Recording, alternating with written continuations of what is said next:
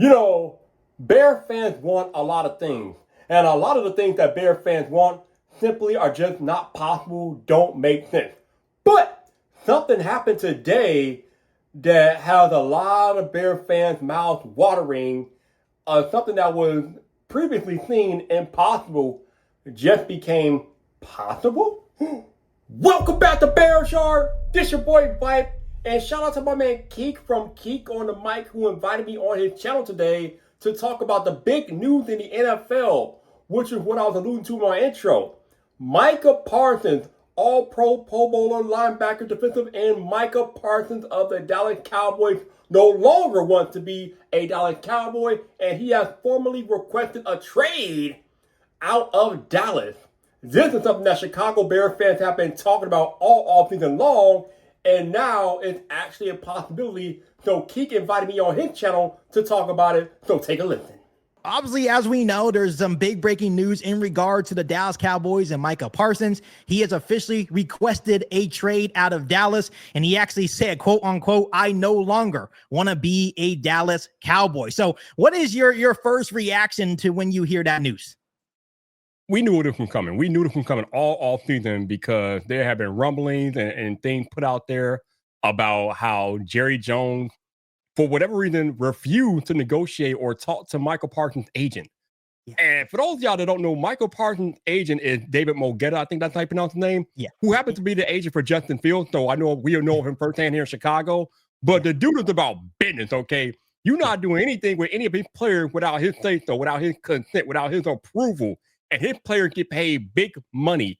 I would compare Mogetta to Drew Rosenhaus. These are big money agents. So you're not going to mess around with their players without them having some input. So when we found out that Jerry Jones, for whatever reason, he did not want to negotiate or talk to Mogetta, it was the writing was on the wall at that point, Keith. Micah Parsons wasn't having none of that. Obviously, the agents having none of that. And here we are today. Micah Parsons has formally requested a trade from the Cowboys.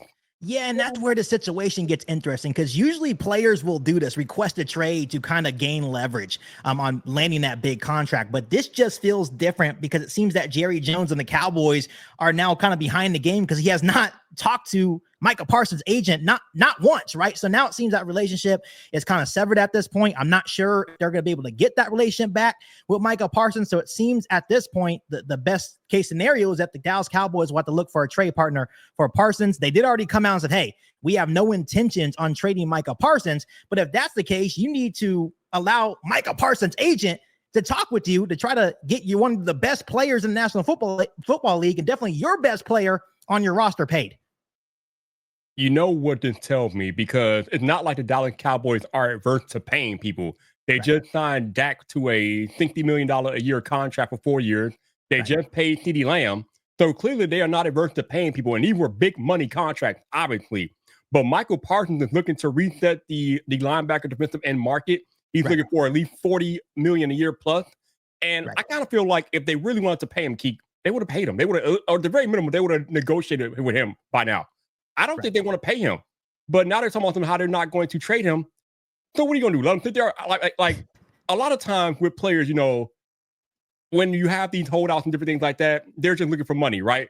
But I kind of believe that Micah Parsons is about more than the money. I mean, the man has money, obviously, but I feel like he's one of the more principled players in the league. And what I mean by that is, I don't think he's going to want to come back to the table with Dallas because they negotiated, or lack of negotiated, in such bad faith up to this point. But because I think he's done. I don't think there's anything that Dallas can do at this point to bring him back to the table, short of paying him like $45 million a year, of course. But I feel like he's not going to show back up there until they trade him. Yeah, and I think that's what I'm saying. You know, usually players use this as leverage, but I think he is serious. He is done with the Dallas Cowboys. He is no longer one to play for Jerry Jones or that organization. And it's really just crazy. You know, he's only 26 years old. And in 4 years with the Cowboys, you're talking about 4 Pro Bowls, 3 all pros, right? Defensive rookie of the year, 52.5 sacks, 9 forced fumbles, and 4 fumble recoveries. So now that leads me to the main point of today's episode of Keek on the Mic. should Ryan Poles and the Chicago Bears actually be reaching out to Dallas about Micah Parsons? It reminds me a lot of 2018, where we had the new hotshot head coach, offensive minded Matt Nagy. We had Mitch Trubisky right on his rookie contract. Now you're thinking about years later, and it seems like the Chicago Bears, it's like history was repeating itself. So what is your personal opinion before I give mine? I know I've been on record before saying that I think it could possibly make sense, but obviously there's layers to this. Yeah, so for those of us that watch Hard Knocks, which are pretty much everybody watching this channel, I'm guessing watched Hard Knocks last year, we know that Ryan Poles almost traded for Matthew Judon, right? But that kind of fell through, right? So it's clear that Ryan Poles is looking for that edge rush help besides Montez Sweat. Right. Now you have Micah Parsons right there, sitting out there like a carrot dangling right there in front of you. So at the very minimum, Ryan Poles has to make a phone call. Right. Now, Dallas has already said that they're not entertaining any phone calls. Right. But we all know that sometimes if the offer is too good to pass up, then Dallas will, at the very minimum, consider it. But now we get to how much will it cost to acquire Micah Parsons. So if we go back to that Khalil Mack trade, I think they had to give up like 2 first-rounders and a second-rounder and something like that. I don't remember the detail, but it was a massive haul that the Raiders got for Khalil Mack when we traded for him. So it's not going to be cheap. Micah Parsons is the best young defensive player in the NFL. Right. So any trade that is considered for him is going to cost the Bears a lot of money. Right. And I know a lot of people feel like, you know what? Ryan Poles has talked about building through the draft, and trading for Micah Parsons would kind of damage that building through the draft. But on the other hand, because, you know, I can look at that from both sides. On the other hand, you got Caleb Williams. All the big pieces on his team are under contract, at least till his rookie contract is over with, because the Bears strategically did that. So they are in a window where they could potentially consider this. You know, even though they will lose a lot of draft capital and obviously have to pay him, because Keek, it's not just about trading for him, then you have to pay him. So they've already got, $27 million a year wrapped up in Montez Sweat. Grady Jarrett got a nice contract. Dayo Odangbo got a nice contract, along with Kyler Gordon, Jalen Johnson. So that's a lot of money that will be tied up in the defensive side of the ball. But the Bears have a lot of young talent on offense as well. So it kind of, they can do it. Should they do it? I don't know, man.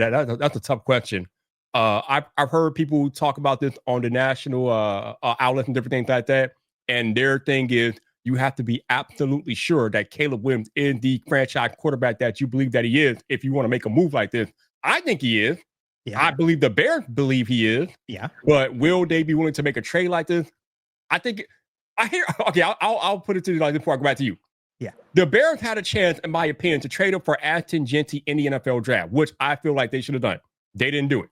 Okay. If they didn't trade up for Ashton Jeanty, which wouldn't cost nearly as much as this trade could potentially cost, I don't see Ryan Poles doing it. I don't. Okay. I think he's a little bit more patient than that. But you know, desperate times call for different measures, and the Chicago Bears right now are in a Super Bowl window, and Micah Parsons puts you all the way over the top. So I don't know.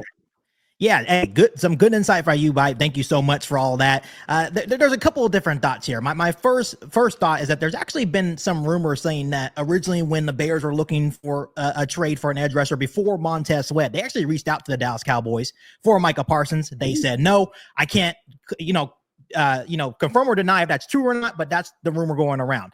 Second of all, we're talking about the Super Bowl window, right? And it makes me wonder, like, obviously the Bears believe in Caleb Williams. They believe in Ben Johnson. That's why they brought him here to Chicago to get us, hopefully to create that dynasty. But there's a couple of moves to me from Ryan Poles this offseason that signals that they are ready to win now. Joe Thuney, right? Yeah. Trading for Joe Thuney, which is a aging veteran. He's still playing at his peak. And then they extended him 3 years, right? A couple of years.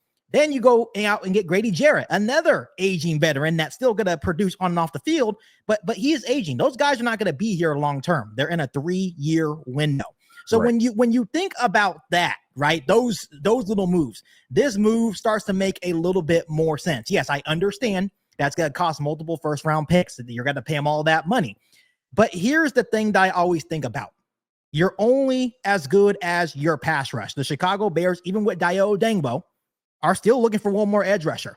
Not only that, if you're giving up multiple first-round picks, who is going to be better than Micah Parsons in round one and in regards to edge rushers in the next couple of NFL drafts? That's another thing that you have to look at.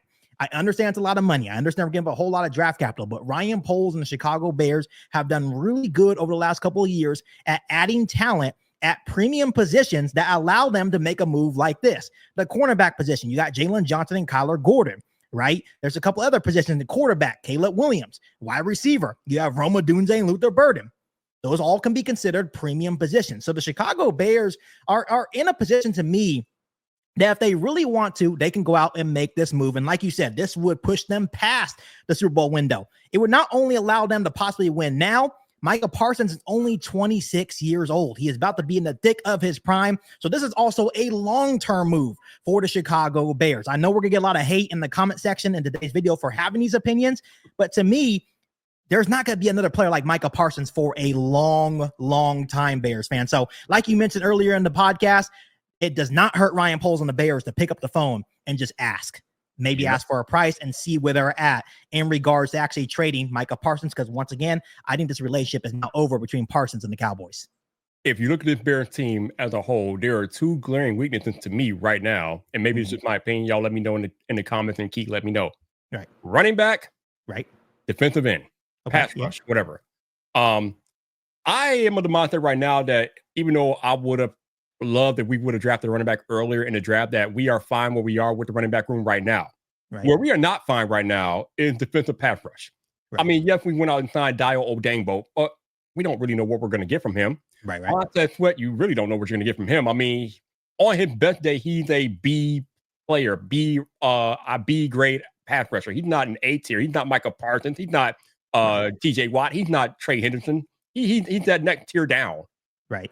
So if you go out there and you get a Micah Parsons, that completely changes how this Bears defense looks.